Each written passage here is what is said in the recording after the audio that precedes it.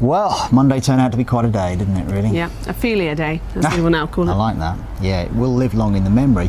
For a number of reasons, actually, not just down to the storm, which has been battering the west and the north of the UK, but some really weird conditions further east. In the end, a lot of the UK was affected by it. Yes, of course, the strong winds were all out towards the west, the Republic of Ireland, the northwest of the UK, but in the southeast, even here, we saw an updraft of some very warm air and some Saharan dust as well, which turned the sky, of course, red. Hashtag red sky. Eerie light. But focusing on the storm and the impacts of the storm, the forecasting fraternity, they'll look back at this and think, yeah, we nailed it. Yeah. Certainly in comparison with 30 years ago when it went disastrously wrong. Yeah, of course. The forecast of this one and, importantly, the messaging of this one has been, well, pretty good, I'd say. Yeah, I think people had plenty of time to prepare for this. So although the impacts have been bad, and of course we have seen fatalities because of Ophelia coming through, the messaging about was it a hurricane, wasn't it a hurricane when it came through, the wind gusts up to 100 miles an hour kind of don't matter. What really matters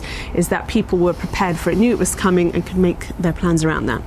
So Ophelia exits stage right, if you like. Tuesday is clear up day, perhaps, and well, things settling down, Sara?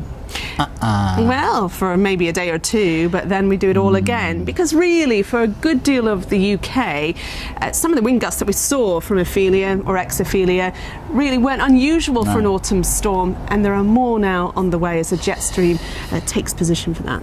Whereas Ophelia really only focused its ire, if you like, on the far west of the UK and some northern areas, later on down the track, through this week, we are potentially going to see deep depressions which will impact on a much wider area of the UK. And I'm talking about the combination of heavy rain as well as strong winds. So arguably, where you are, you could have more impact from storms later on this week than from Ophelia. I mean, and of course, let's not forget we had flooding in Cumbria last week from torrential rain, and they haven't had that long to recover from that before we've got more rain in the forecast. So not yet any named storms on the horizon, but deep depressions potentially for this weekend could have impacts. Yeah, and because deep depressions doesn't sound as sexy as ex-hurricanes, don't be fooled by that. I reckon the impacts later on this week and into next weekend could be greater and over a wider area. The question really will be, have we all got hurricane fatigue? We've been talking about them for the past couple of months. We've had these named hurricanes.